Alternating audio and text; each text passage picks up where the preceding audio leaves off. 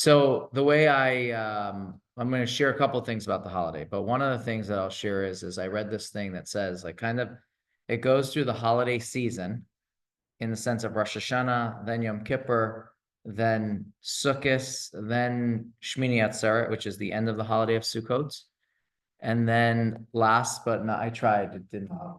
Yeah, and then the last thing is that it goes to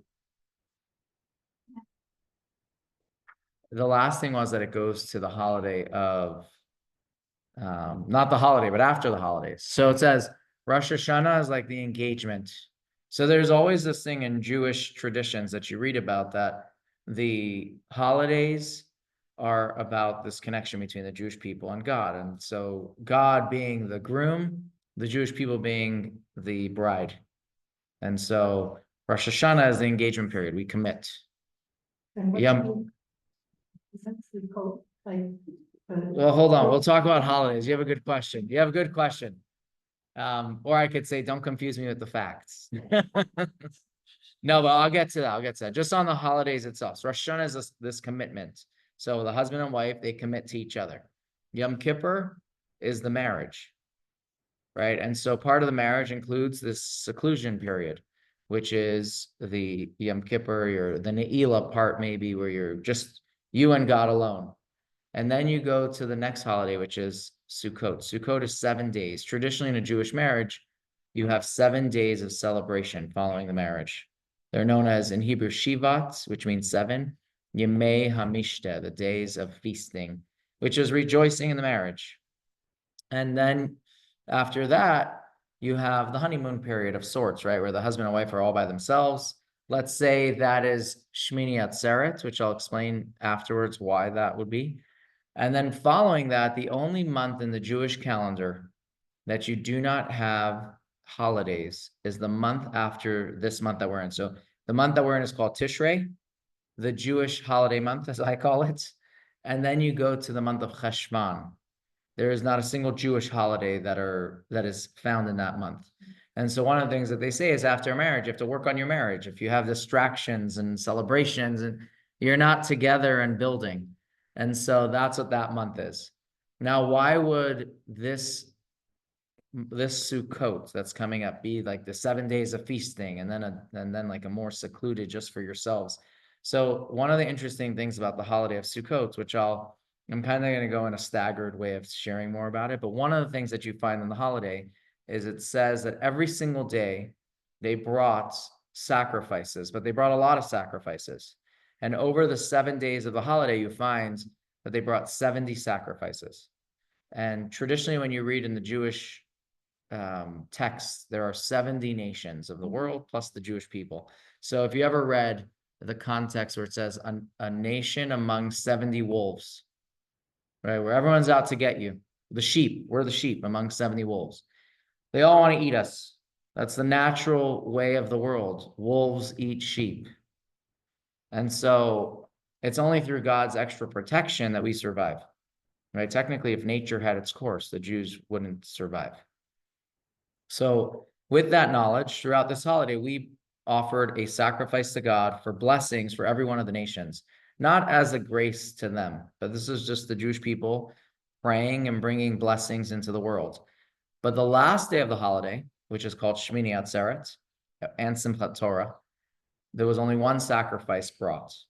And so there's this beautiful analogy, at least in my opinion, that says that the idea is throughout the holiday, it's as if God made a celebration for all of his friends, right? A king makes a celebration for all of, it's a whatever week of celebrating.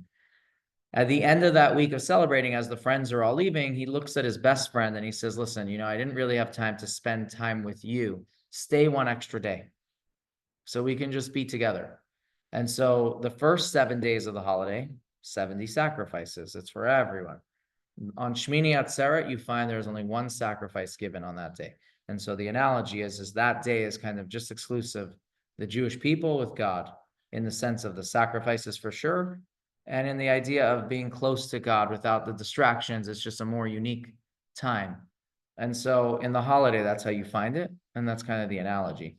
Now, I keep saying 7 and 1, but as you know, in the diaspora, we live in the diaspora out of Israel, we have 2 days afterwards, right? We'll have Sukkot, and then we have Shmini Atzeret, and then Simchat Torah is a separate day. So now, on a basic level, here's the holiday. Most holidays that you find in the Torah are days of commemoration of something. And so Rosh Hashanah, birthday of the year. Yom Kippur, Day of Atonement, it also commemorates the day that God forgave us for the sin of the golden calf. That's not necessarily as important, but that's kind of where the day comes from. Why this day? Like, why'd you choose the 10th day of the month to be the Day of Atonement? So that comes back to this idea that if you follow the calendar of events after Moses comes down from the mountain, the Jewish people are sinning with the golden calf. And so the first thing that he does is he drops the tablets or throws the tablets, depending on how you read that, and commentaries involved. But whatever the case is God wants to destroy the Jewish people. That's clear in the Torah, and tells Moses, I don't need them. I'll make a nation just out of your family. And Moses prays and says, no, please forgive them. God forgives us.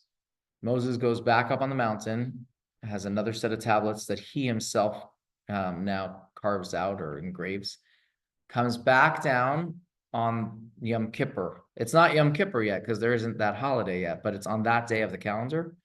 And God says, I have forgiven the Jewish people. Like, now we've gotten our absolute forgiveness. And so the day is known from then on as a day of forgiveness. So that is Yom Kippur on the calendar. Oh, no, no worries. You're here.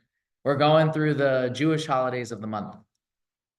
And then, so Sukkot follows Yom Kippur. That's the holiday that starts Wednesday evening. And this one commemorates the idea that in the desert, it says that we were protected by clouds on all sides. So when we traveled for 40 years in the desert, the clouds of glory, it says there were clouds in the front, there were clouds behind, clouds above to protect from the sun, clouds below to protect from like the snakes and scorpions and hot earth. And so because of that, we have a holiday that commemorates and thanks God for all of the clouds that protect us, and to show that it says we live outdoors. We create a temporary hut that, and I say live on purpose because the word used is to live in it, that it should be built like as if you live in it. So in Israel, one year there was a very big storm, and they said the amount of furniture that was destroyed during Sukkot that year was like astronomical. Why? Because in Israel you find, and here maybe you find it a little bit not the same way, people bring their couches into the sukkah. They really live in the sukkah. And that's why you find that some people sleep in the sukkah, because it says you should live in there. So eating, drinking, sleeping is all done in this temporary hut. But the additional part to this hut, to this sukkah, is that you're actually thanking God for the blessings that we have. Sometimes you need to go into like something not firm, not structured, and realize the blessings that you have a roof that doesn't blow with the wind or move, whatever. Your sukkah is very temporary. It's not built to last. I'm speaking very loosely. It should be built to last-ish, right? It's temporary. You're not tapping your roof down with nails and stuff like that, but you don't want it to blow away with a simple wind, right? Which might happen this Friday. So that's kind of the idea, that you move out of what we consider firm ground and realize that our blessings all come from God. So that's one of the ideas of Sukkot. Within that, you also have the lulav and the etrog, which is a second mitzvah of the holiday. And that idea is that part of the harvest is one of the things that we talk about. That you have the palm frond, which is the larger lulav. You have the willow and myrtle branches that surround it. And then you have the etrog, which is the citron. Now, here's the interesting thing that a lot of people don't necessarily connect this holiday to.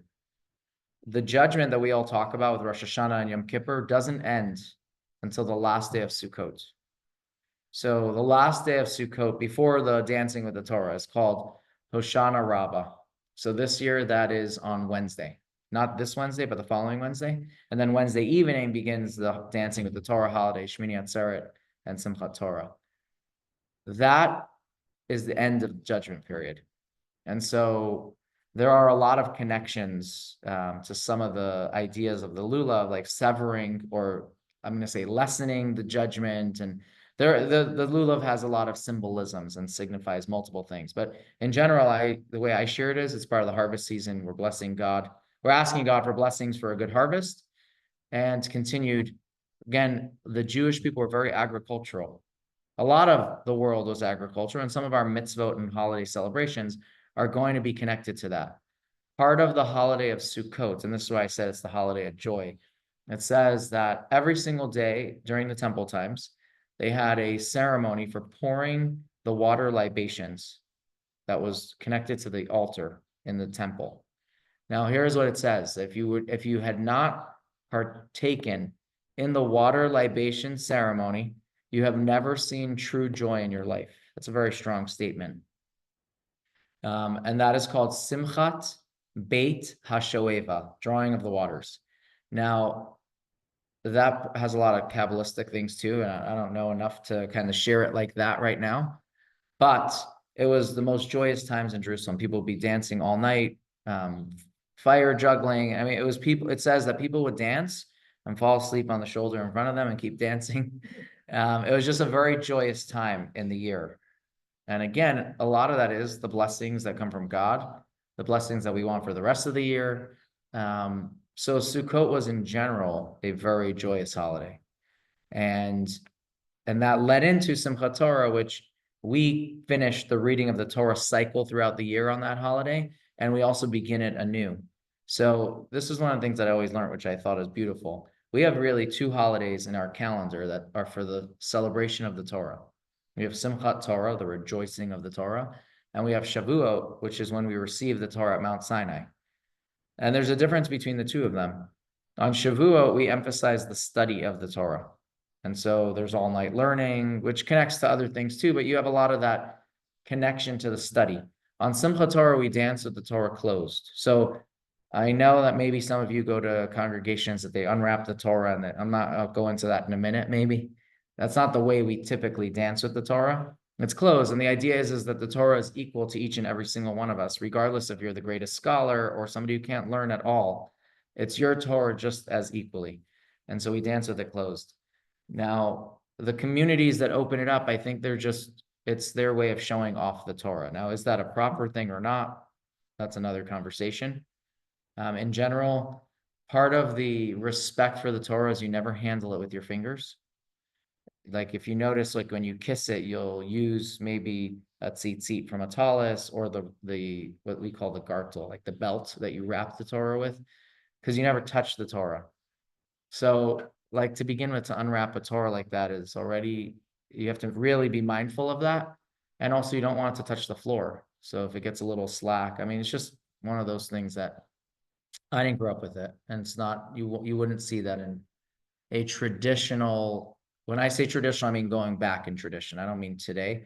It just wasn't something that people did. But again, it's definitely seen today. So if you don't know what I'm referring to, that's fine. But if you do, it's not something that's so common. And for really the reasons of respect, not because of. And then again, with the theme of the holiday, it doesn't necessarily connect to the theme of opening it and ask people to read from it, because it's not about can you read or not. It's that the Torah is your birthright, and equally, it doesn't make a difference what your upbringing was, how much you know, how little you know, or anything like that. So it is a very joyous holiday. We begin praying for rain on this holiday towards the end. But here's something that's also very interesting.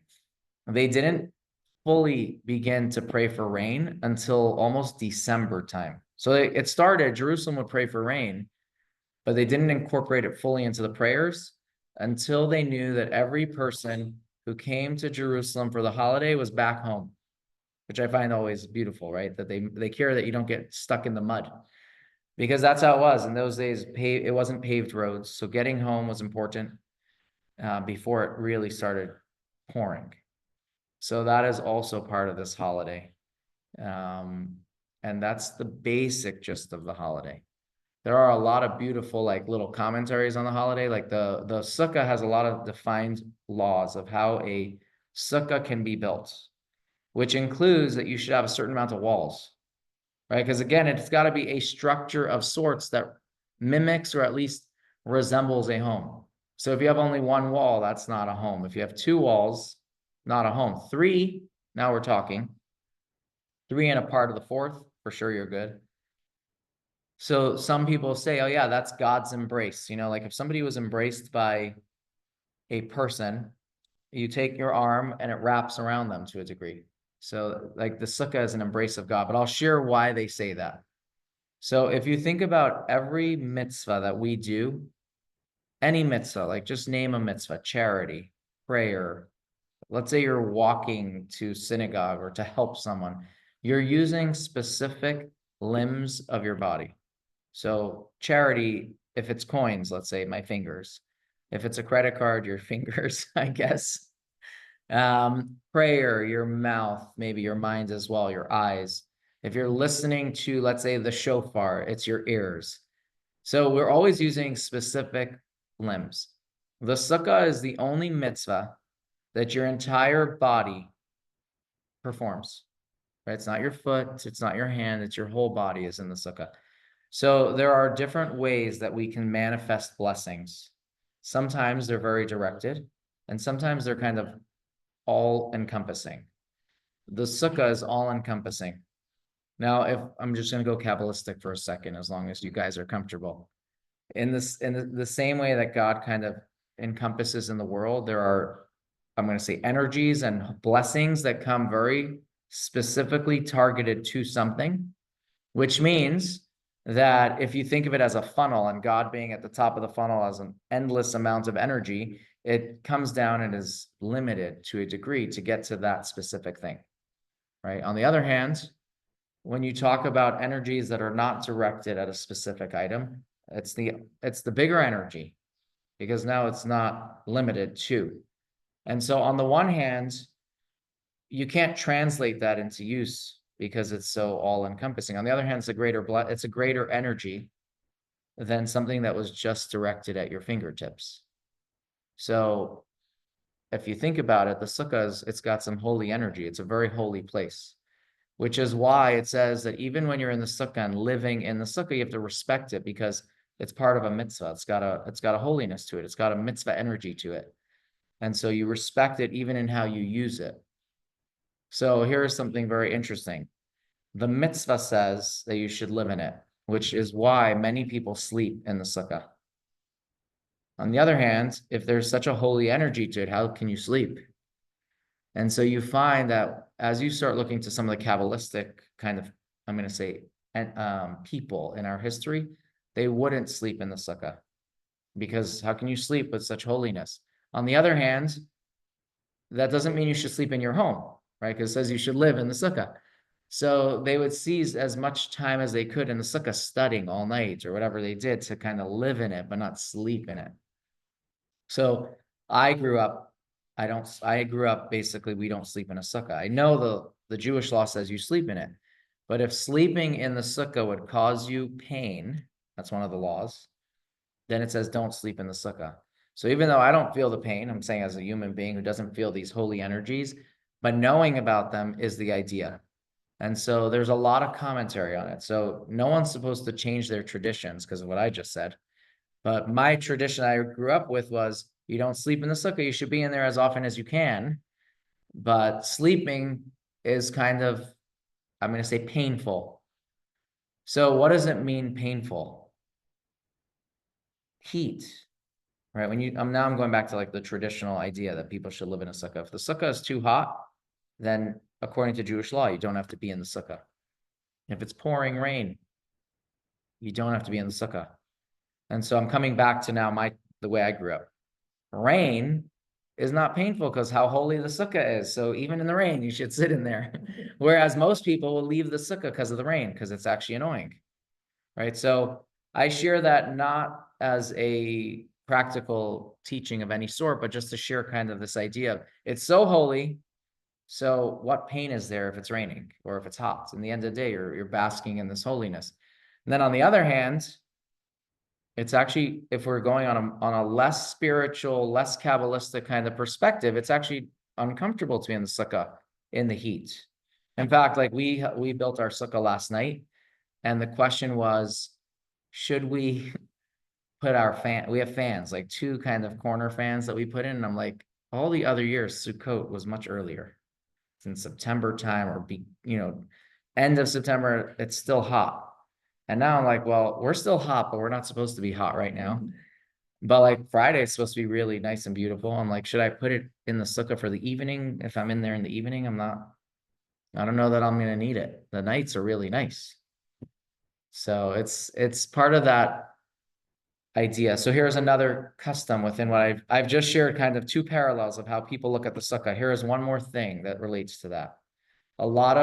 If you've ever gone to a sukkah or it was your own growing up or you see it in images, beautiful, beautiful like artwork and designs that people put into it to make it really beautiful. They hang up decorations, and because of the other alternate explanation of no, the sukkah is so holy and beautiful.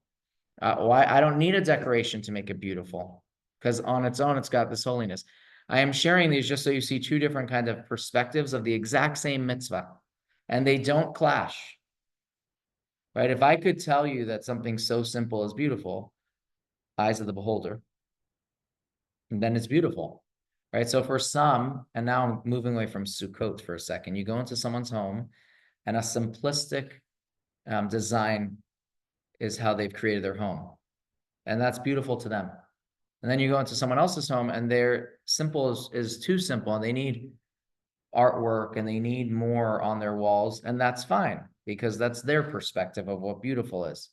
And so both of these perspectives they're not contradictory. It's really about what am I focusing on of the sukkah? Am I focusing more on the living side of it, or am I focusing more on its holiness of it? And so depending on what my focus is of the mitzvah will determine how I play out the rest of these ideas that I just brought up.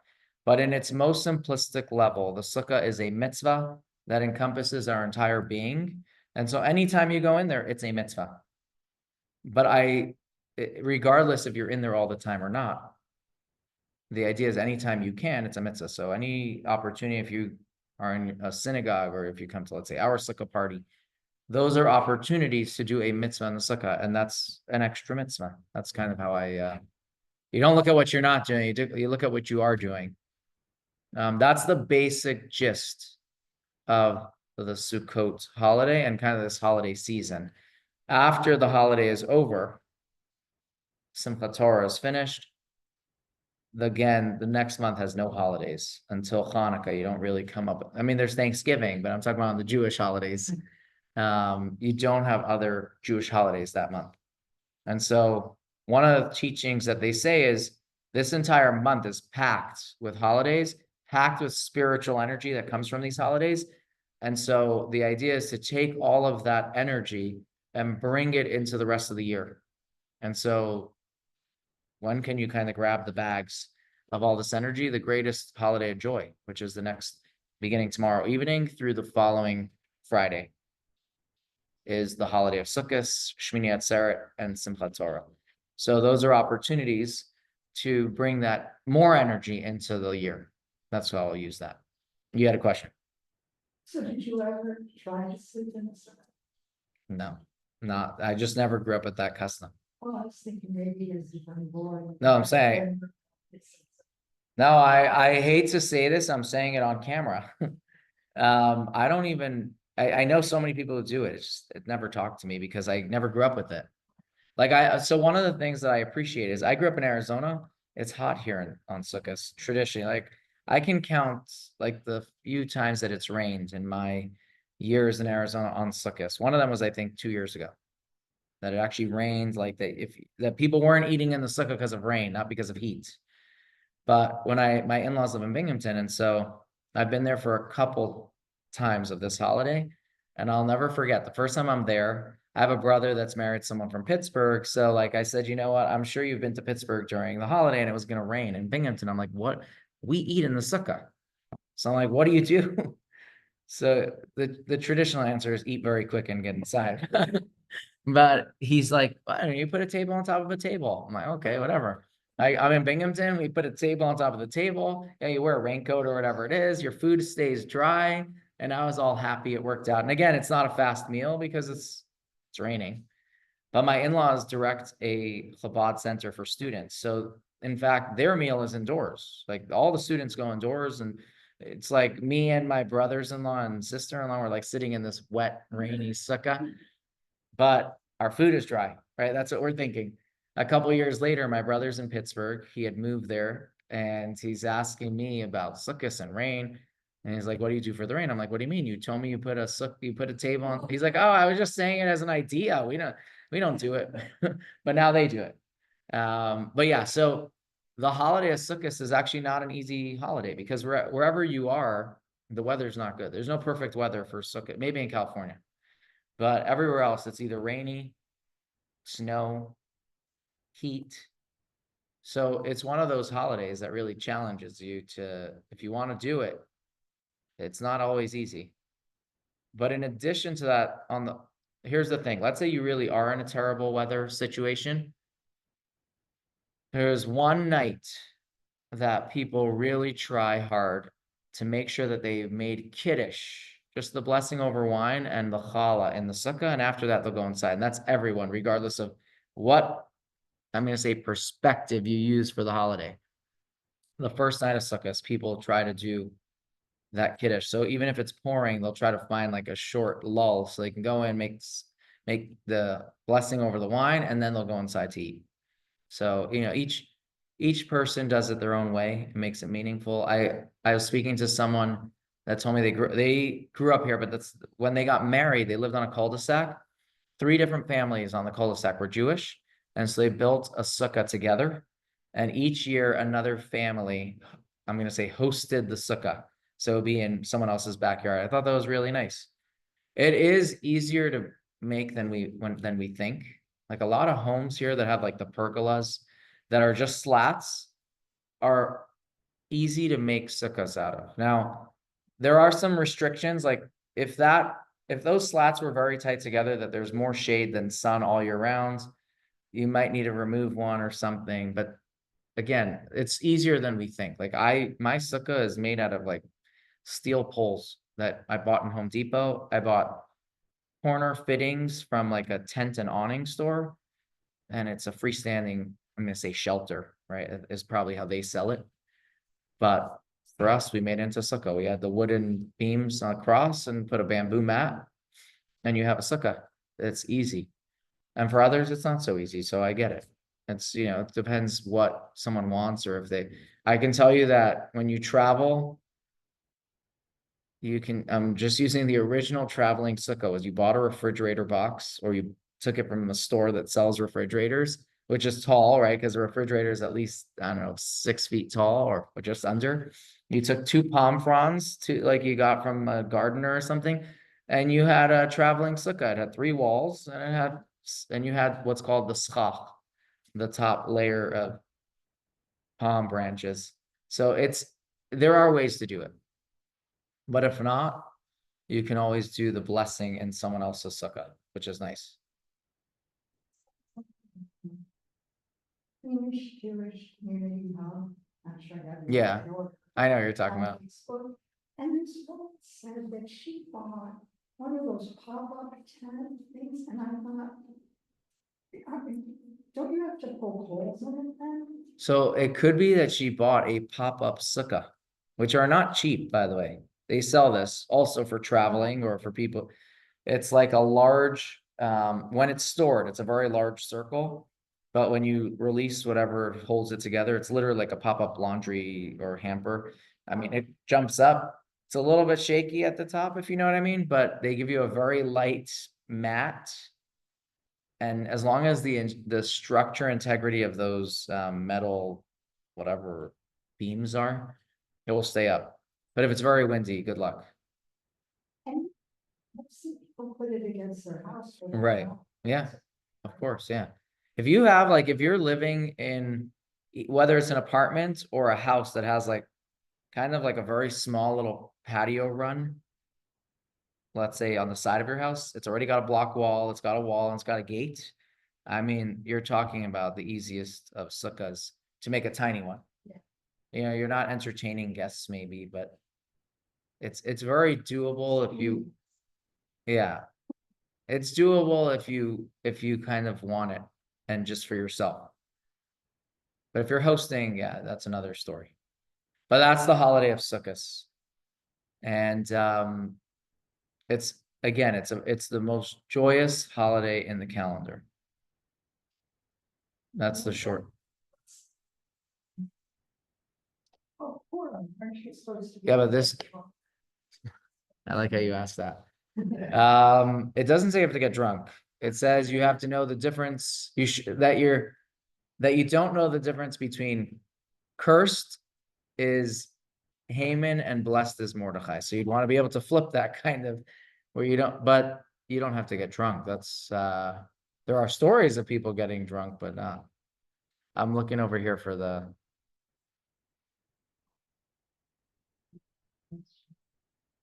Yeah, the question does not have to be holiday-esque. All right, this is just to read a little bit more about the water drawing celebration. And again, it is the Talmud that says, one who never saw the water drawing celebration has never seen joy in his life. So I'm just going to read a little paragraph here. From the time of King Solomon building the temple until the day it was destroyed by the Romans, the can't miss it event of the year for the Jews was the water drawing celebration. And again, every single Jewish person came up to Jerusalem during the 3 festivals that are biblical festivals. So you can imagine how many Jews were already in Jerusalem because everyone came for the holiday. And so let me just read here. They even had bleachers for this so that people could watch the celebration. Older people would be singing, dancing. It says juggling that I shared, I think, earlier. In fact, here's one it says, Rabbi Shimon ben Gamliel, who's one of the great sages. He was the leader of the high court of Judaism, known as the Sanhedrin. In his time, he would juggle 8 flaming torches, and never would one torch touch another, meaning he was an expert juggler, if you think about it. Meaning this was part of the joy of that time. And it would be all night. So what was the drawing? They would basically take this fresh water drawn from a wellspring, and which was just outside of Jerusalem. When they would bring the water into the gates of the temple, there was a water gate. They would have trumpets announcing it.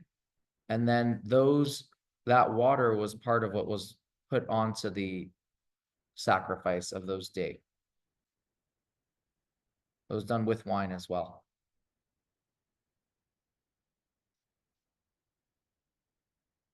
So basically, the interesting thing is that the water drawing didn't happen in front of people. That was outside of Jerusalem. But the celebration kind of continued in the temple. So here is just a passage, and I'll end after this. A passage from the Jerusalem Talmud. So just to share a background, most people, when they quote Talmud today, they're referring to the Babylonian Talmud, right? So the way it worked was you had the oral tradition, which was eventually written down in what's known as the Mishnah. After that, you had all the conversations, the debates, and like kind of bringing those laws into more relevant conversations of maybe understanding it or maybe just applying it to other situations. That happened in the Talmud, but there were students in Babylon and there were Jewish students in Jerusalem who during the exile periods. And so they each had different, most of it is slightly similar because based on the original same set of laws, but the discussions could be different. So here is a quote from the Jerusalem Talmud. Rabbi Yoshua ben Levi said, "Do you know why it was called the celebration of the house of drawing water? Because from there they drew divine inspiration." Rabbi Jonah said, the prophet Jonah ben Amittai was one of the holiday pilgrims to the temple. He walked into the celebration of drawing the water, and divine spirit rested upon him. And this is a continuation of that text from the Talmud. From this, we understand that the divine spirit only rests upon a joyous heart. As the verse says, as soon as the musician began to play music, the Spirit of God rested upon the prophet. So obviously it was a very joyous time. That's what I'm focusing on here, not to get into all the details. And again, it was all night long. And so it says that people never slept. So in the Talmud, they ask, how is that possible? A person can't go without sleep for even 3 days. And so the answer was, this is what I shared, they dozed off once in a while on each other's shoulders while standing. But again, after the temple was destroyed, that didn't happen. But it's still something that people kind of are joyous about it because the holiday was very joyous and it's about blessings. And so I'll leave it at that. Just another part of the holiday. Any questions about the holidays or rant? It could be sure on anything. Why, why is sometimes pronounced Etrog and sometimes Esrog? Okay, good question. And even me, I was saying Sukkot and Sukkot. The proper pronunciation in Hebrew, there are different emphasis on the same letter in a couple letters. One of them is the letter Taf and Saf. Sometimes it's like a T, and sometimes it's like an S. In modern day Hebrew, people don't make a difference between them anymore. So Shabbat or Shabbos is the example that I would traditionally share with people. Really, if you go through history and time, it would be Shabbos. And there were other times that it might be written out as Shabbat, but it would be used, it would mean the same word used in different ways. And so in the etrog in the Torah, let's say it's an esrog. But when we come back to modern day Hebrew, people use the word etrog. So I use it interchangeably, depending on where you grew up and how old you are. You might not have grown up with Shabbat. You probably grew up with Shabbos. And so then you grew up with Sukkot and you would have grown up with Esrog. But I interchange it because like just naturally, I know I speak to two different types of crowds in general. I'm not even talking about age, just people they learned their Hebrew or grew up with Hebrew in their home. So really the perfect or most correct pronunciation is Esrog. It's kind of like in Spanish with the D and the B, isn't it? Well, I was gonna say with the Y and the LL. That's Right. That's Yeah. But you're right. Yeah. It's true. Yeah, you'll have a little bit of like where you came from, especially now, because you still might find that in the Sephardic tradition, which I don't know as much about, like if they do both pronunciations, for sure today you find that everyone does just like the T sound, etrog, but it could be that over their history they always had just one. I don't know. I know for Ashkenaz you had both. There were two different letters. They were the exact same. If it had a dot in the middle, which meant you emphasized it, it would be a T. If it didn't have the dot, it would be an S. So, and that's the same thing for Shabbat. In fact, the Hebrew letter B and V in the Hebrew letter for that could be the exact same letter, a bet or a vet, or bays or vase, depending on your pronunciation. So yeah, it's a very good question, but it is interchangeable today in the kind of the way that we in America speak, and for sure in Israel. Now, going back to the etrog, for example, or the esrog, even that, it says that when Moses was told that they should take, the Hebrew for it in the Torah was pre eitz hadar, a fruit of the tree that is beautiful. It says that in the tradition we're taught, he didn't know what God was talking about, like which fruit.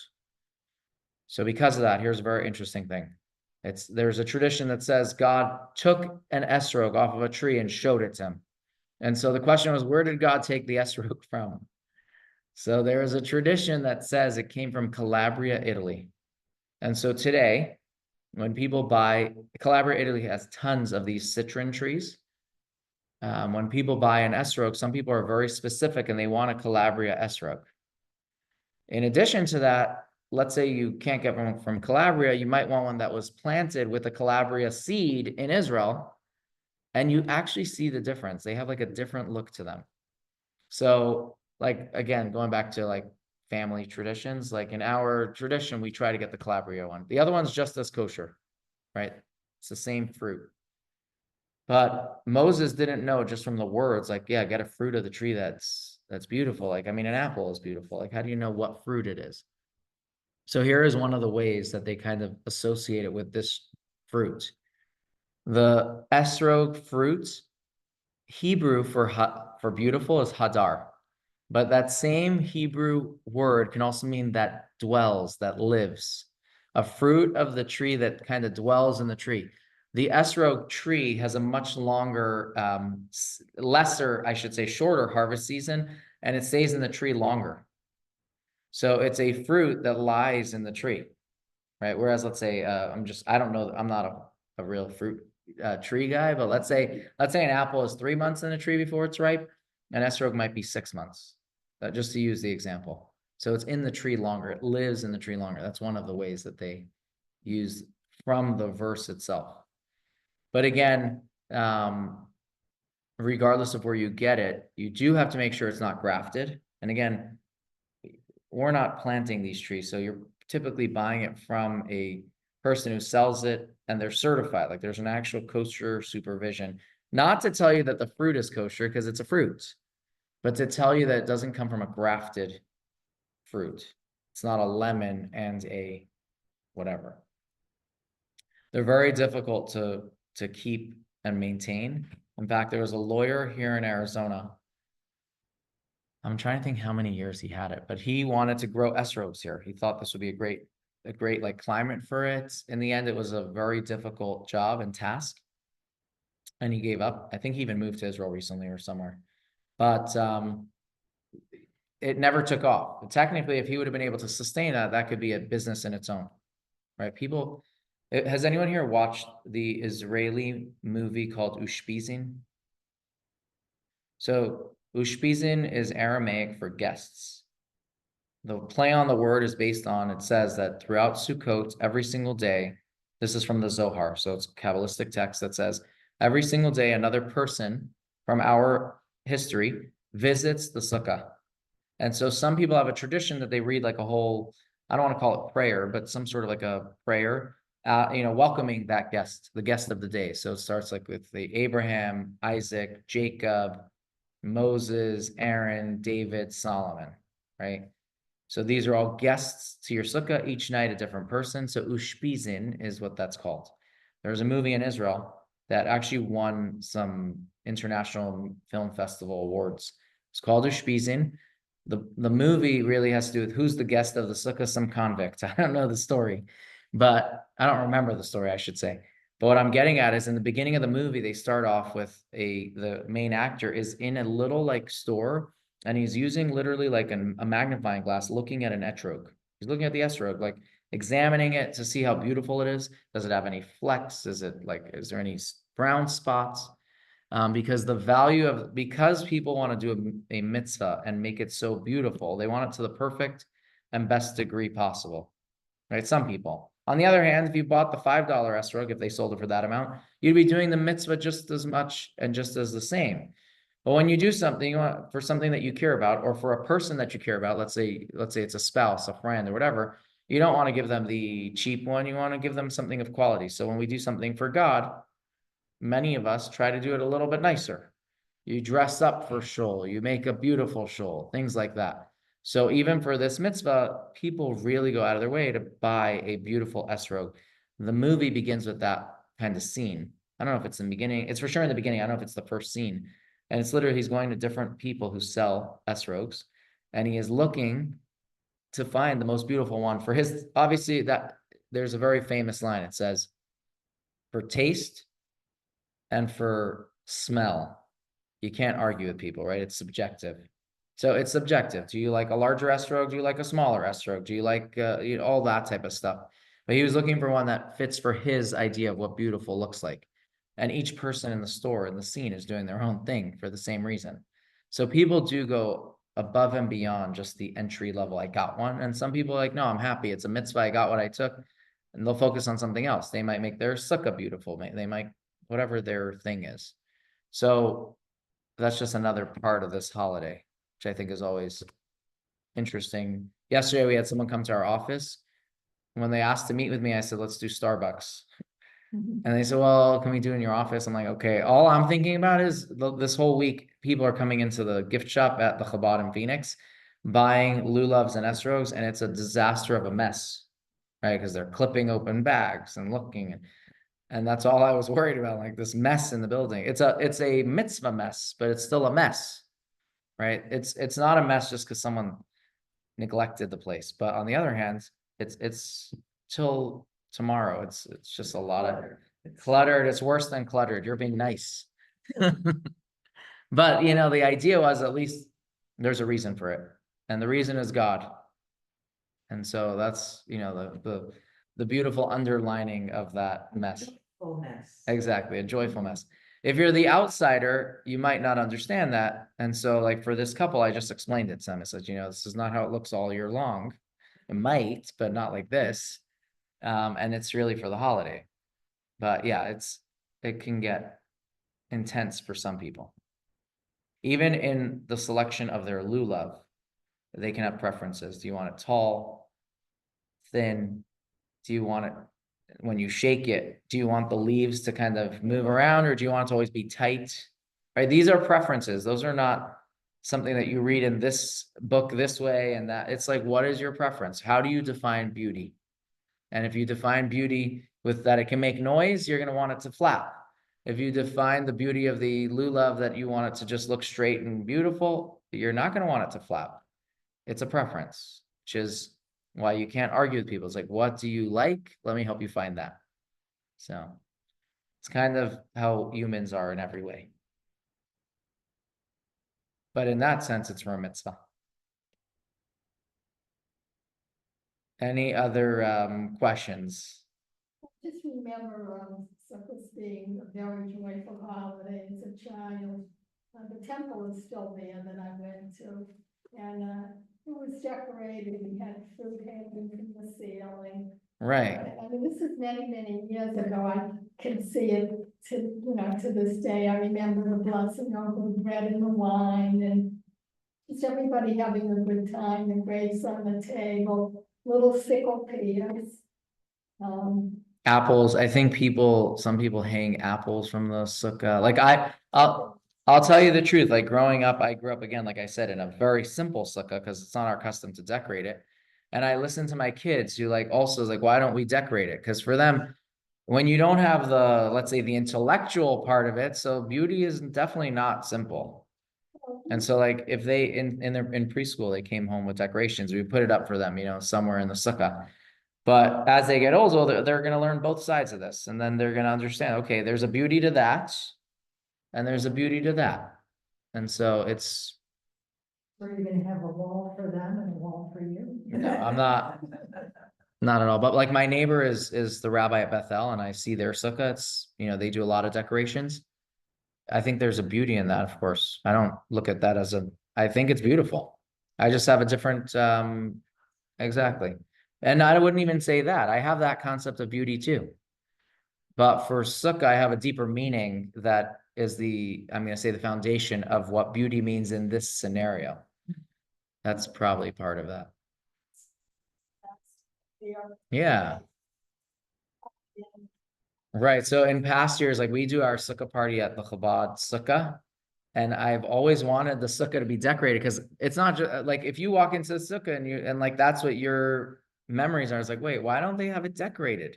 So yes, every time someone's in the sukkah, I have to answer this question, which is not a problem, right? You learn something about sukkahs that's a little different, maybe a deeper part to the mitzvah, because sometimes we just say, okay, a mitzvah is a mitzvah, but really a mitzvah is connecting to God. There's an energy that's connected to that. And that's why I say, and I shared it here as well today, I don't look at when I didn't do a mitzvah as a slap on the wrist type of thing. It's a missed opportunity of bringing and connecting to God. That's kind of how you look at it. But you focus on the opportunities that you do connect, right? You don't focus on what you didn't do. You focus on what you did because of this very reason, because the mitzvah is more than just God said to do it. It's a channel. It's an avenue of connecting. And so the sukkah is another avenue of connecting. And each mitzvah connects us to God in different ways. Charity is one way. Praying is another way. The sukkah is a totally unique way. And so that's kind of how I look at it. That's how I was taught. Many people don't. If you go to traditional schools, you don't learn that additional idea of a mitzvah. You learn that God said you have to do it. And it becomes very dry, right? But really, there's so much more beauty to it. So it's connection. Mitzvah is connection. And so while you do it, you're connected. You're always connected. You're connected with an additional layer of connection. I hope this holiday is definitely joyous, which might bring out a little bit of alcohol. But you know what I mean? I always appreciate this. I was just at my cousin's wedding 2 weeks ago in New York, right before Rosh Hashanah. And my uncle, it's Chani's uncle. So I offered him, they had a bar at the wedding, but because people come up to the groom or to the bride and, say Mazel Tov and maybe do a l'chaim or something, on the head table, they already had like trays that were with shot glasses filled up. One had tequila, one had bourbon, one had vodka, like they had all these different options, right? And so I asked my uncle if he wants to do a l'chaim. He said, I don't need that tonight. Meaning he was so happy he doesn't need that. And I appreciated that a lot. There's another guy who has told me that as well for a different here in Phoenix. And I appreciate that. He's like, they had written, this is a family that had written a Torah together. Like they commissioned the writing of a Torah at the celebration. They brought out some really high-end alcohol. And he told me, he's like, he didn't even drink it. He's like, this much wine, because I didn't need alcohol to make me happy. I was so happy with like the occasion. And I think that's a very beautiful, to be high on joy. Yeah, is a really nice idea. I'm saying more than idea. It's just nice that people can be that. But yeah, sometimes you need a little bit of l'chaim to enhance your celebration. That's fine if that's your thing. No, unless you're an alcoholic, then you got to stay away. That's a problem too. But yeah, no, I don't think it's suggested that the bride and groom drink on their wedding night. But yeah, no, I didn't see the groom drinking. It was more like people, to the family. But yeah, the holiday of Sukkot is this very joyous holiday. And the question is how we do that joy. Just celebrating should be joyous. Even Rosh Hashanah, which sounds so somber, is very joyous. But even Yom Kippur, I was at our services. One of the things that they said is you'll notice we're singing joyous tunes on a day that's supposed to be like, people think of it as like this very black day. Some people. It's like, no, it's God is telling us he wants us to have a connection to him. And here's your way to do it. And I'm giving you a clean slate, right? You don't have to take all that past with you. Start over, start fresh. That's a joyous opportunity. And it goes right into Sukkot, this holiday of celebration. Why are we celebrating? Because we know that God gave us a joyous year. It's part of the continuation of it. There's no dumb questions. So when I grew up, there was no music during services, but you're saying that your services have music? No, that's a great question. Music, for sure, not instruments, right? Because instruments would be, I'm talking about just on the traditional observance. Instruments would be forbidden on Shabbat for a number of reasons, but one of them, listen to this, very interesting, is we're afraid that you'll repair the instrument. So maybe from a biblical perspective, the instrument itself was not a problem. Repairing for sure is a problem on Shabbat. And so when you look at some of the Jewish laws, when I say laws, the way they translate into how you act on a day-to-day basis, not straight out of the Bible part of it, you will find that the rabbis restricted certain things because they were afraid that what it would lead to would be a biblical transgression, that you would do something that the Bible actually says not to. And so let's say playing a musical instrument was fine according to the biblical laws of Shabbat. The rabbis definitely said you cannot because they were afraid that you would come to repair it. Which is why, just to give you a good example, if somebody comes over to the rabbi and says, Rabbi, I don't want to drive anymore on Shabbos, I'm going to start biking, right? Which is better than driving, because driving is flames. I mean, you're actually creating a flame, which is straight out of the Torah, a problem on Shabbos. Biking, what would be the reason why the rabbis, or a broken chain, repairing, exactly. Technically, the bike on its own might not be an issue, but we would be afraid of that same repair issue. So then let's say you start learning and you're like, okay, maybe the bike is not an issue on its own, but maybe the rabbis are more worried about that. So then I say, I'll start rollerblading, right? Because rollerblading, I'm using these examples. I'm saying, I'm not telling somebody what to do. I'm just sharing like kind of a progression of thoughts on that. And so music, you won't find musical instruments in any traditional prayer. We sing with our mouth.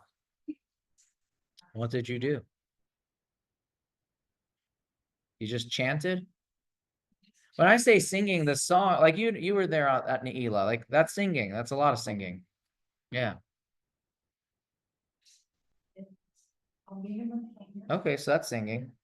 That, that is. the only Well, hold on. song. Let me ask you a different question. Would you say that many of the people that were at the service were knowledgeable in the prayers? Because I think this is a key detail. I don't know. Because if most people don't know the songs, you're not the guy who's leading the service or cantor or whatever, they're going to be singing their day away, but by themselves. Avinu Malkeinu, everyone knows, so they'll chime in. So that's kind of that might be part of the. We didn't have it. So who would lead it? Okay, so let's call him the cantor in the sense of those parts. Yeah. The only thing, and then, Collision, you know. It's chanted. Oh, they had a violinist or something? Oh, no, it was a woman. But was she playing an instrument? Yeah, She sang it, but people didn't sing along No. or chant along is kind of how I would say for Kol Nidre. No. But I don't think that's on purpose. I think it's more like people might not know the tunes. Okay. So then that's what I was thinking. Yeah. Maybe you guys don't sing. No, we sing. Why not? It's funny, I remember growing up and learning to sing. I couldn't read Hebrew, I didn't know what I was singing. Right. I thought it was- But you knew the It was tunes. repeated every Friday. Right. By the way, that's how I learned it too. Just put it out there. All right. As a child, you don't learn the translations first. You learn the song or the reading, the Hebrew reading, maybe. Like I could read it, so I'm not reading it as a transliteration, but I don't know what I'm saying. And as an adult, I still look, even when I lead the services on Yom Kippur and Rosh Hashanah, I own a Hebrew exclusive, only Hebrew Machzor, which is the prayer book, but I want to know what I'm reading.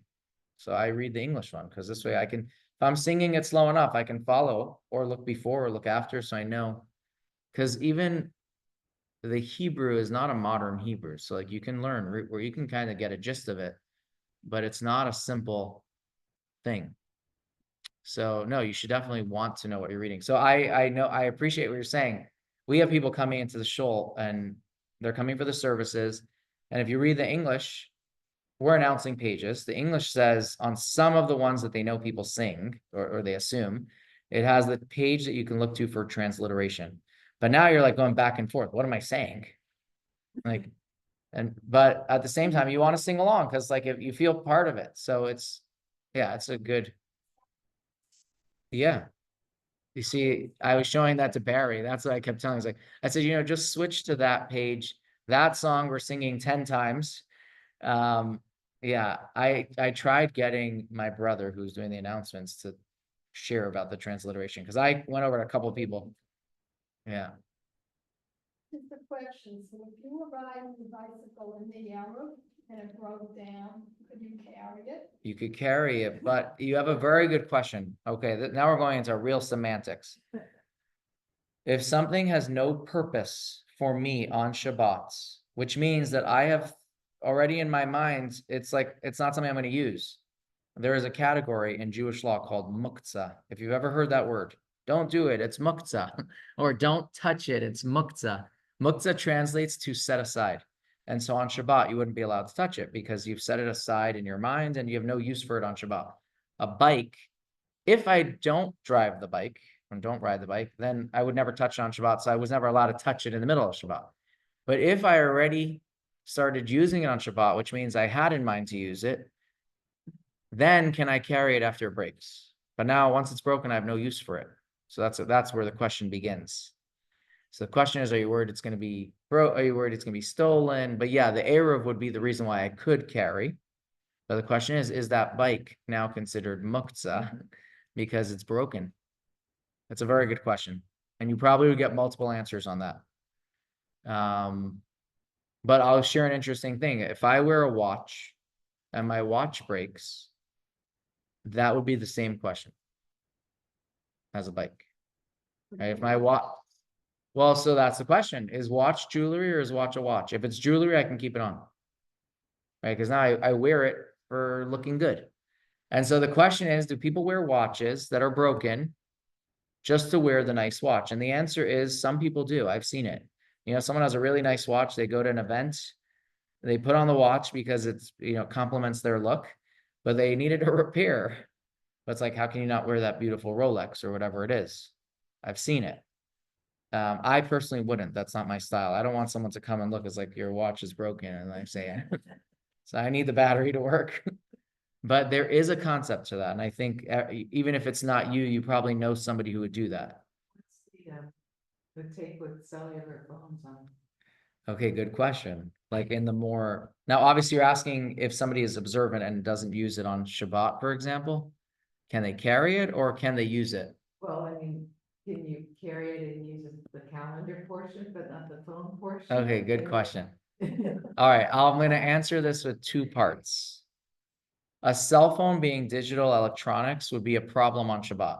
So the digital electronic side of it is a problem because by my touching, there's circuitry that happens, which creates complete circuits. That's what I want to say. That is the problem, that you are completing a circuit. Well, that's the main problem. But what about modern day issues with safety? So that's where I'm coming now to another part of this question. That's what I thought you originally meant. And there are people who will carry their cell phone just because of safety. And now you're talking, safety brings about a different set of questions in Judaism, right? For example, I'm going to use a gun as a standard example. A gun on its own is muktzah. Like, why would you need a gun on Shabbos? It serves no purpose. Firing a gun is a different question, right? Because that creates an explosion. You're creating a fire. But the only reason why you would use it is for safety, which immediately makes it allowed. And so carrying the gun for safety would make it allowed. But what happens if you're not needed for the safety team, right? Now you start getting into semantics. But in general, carrying for safety is allowed because in Torah, we always put life before the laws of the Torah. It says, live by these commandments, which means do not die by these commandments. And therefore, if there's an active threat in any community, you would be allowed to carry a gun without even a question. There's not even a blink in the answer. So for example, I remember we went to Hebron in Israel 2 summers ago. I think it was 2 summers ago.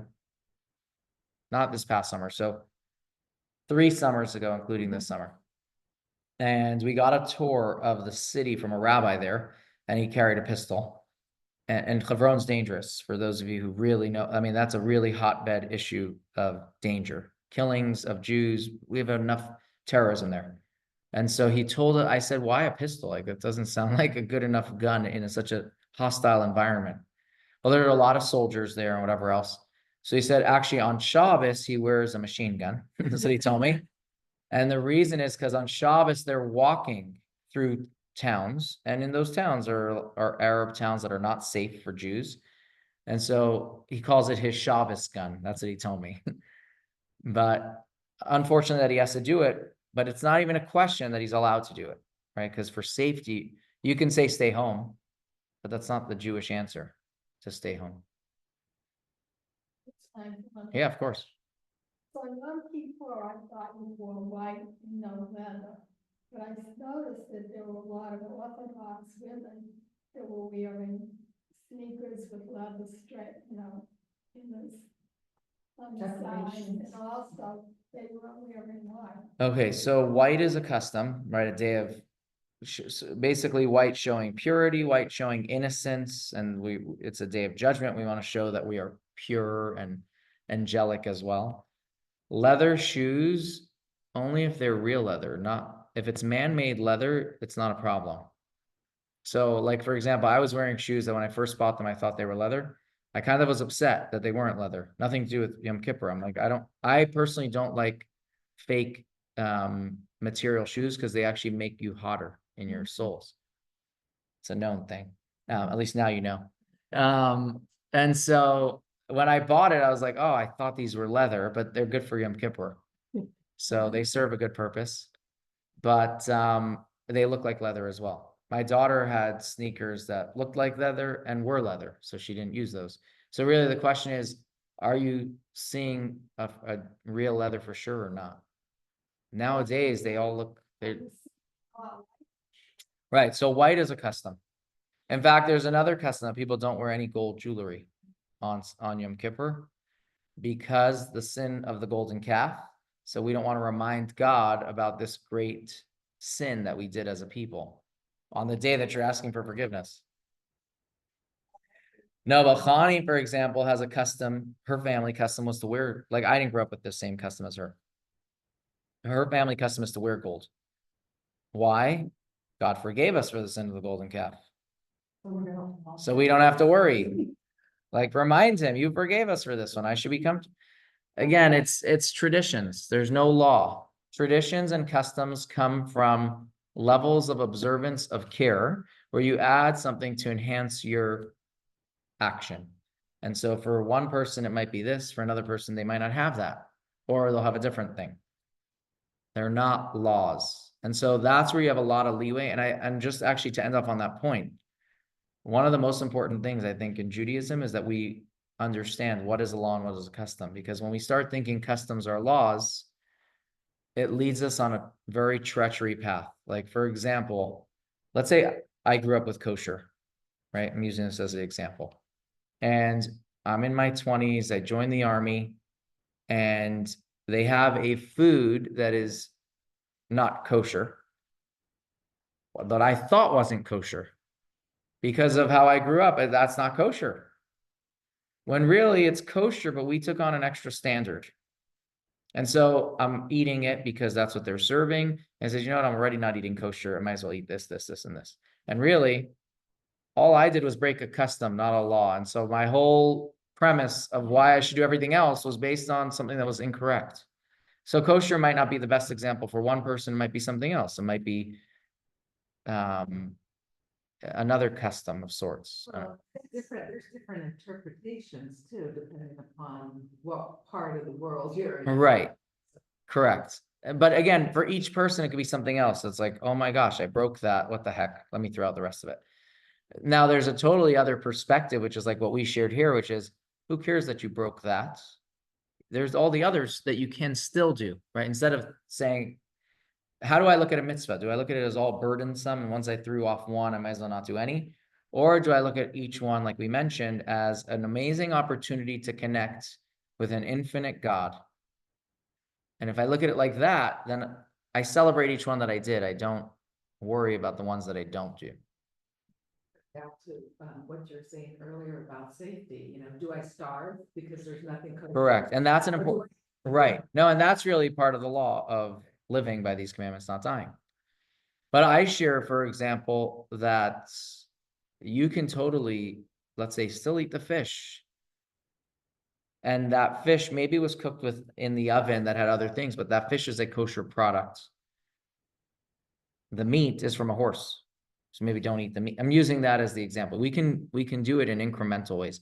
But there are a lot of people that and I'm sure each of us know somebody who it took one thing that says, if I'm already not doing that, what the heck, I might as well just get rid of everything. Because they feel hypocritical. It's funny about your story because I grew up in such a strict kosher home. And that when I became an adult and started reading labels, I realized a lot of food that I thought we couldn't eat because it wasn't kosher was because my mom didn't like it. Oh, that's interesting. That's actually interesting. There is something else, like you can, and this is going back to like labels. You're saying they might have even been kosher certified? Yeah. Okay, yeah, it's kosher certified, right? Which has a kosher certification. Because there is something else. Like sometimes you look at the label and there really isn't anything in the label that's not kosher.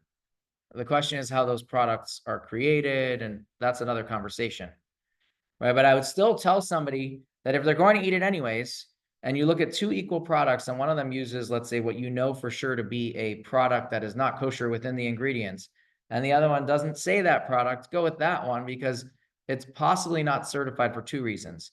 One is they just didn't pay for certification because it wasn't something that they needed or felt that they needed for selling the product. Or two, it's done on mixed use equipment and they didn't kosher the plant before that, but possibly it had a really good koshering process that was more of a sanitary process that would have made the machines kosher enough. And so if you have the choice, you should still go for that one. It doesn't mean it's kosher, right? You wouldn't guarantee it, but God's not gonna strike you. correct. That's one of the most important things to remember, right? You're going to live another day, and the next time you're going to do the next best opportunity, and you got to build off that, not lower yourself off that. And just to end on that note, and then I'll close the Zoom part. I never forget this story. A older couple that I had met were telling me how they they keep Shabbos and everything else. And the one time they used their dryer on Shabbos, it caused a fire. And so he blamed it on, exactly. Thank you.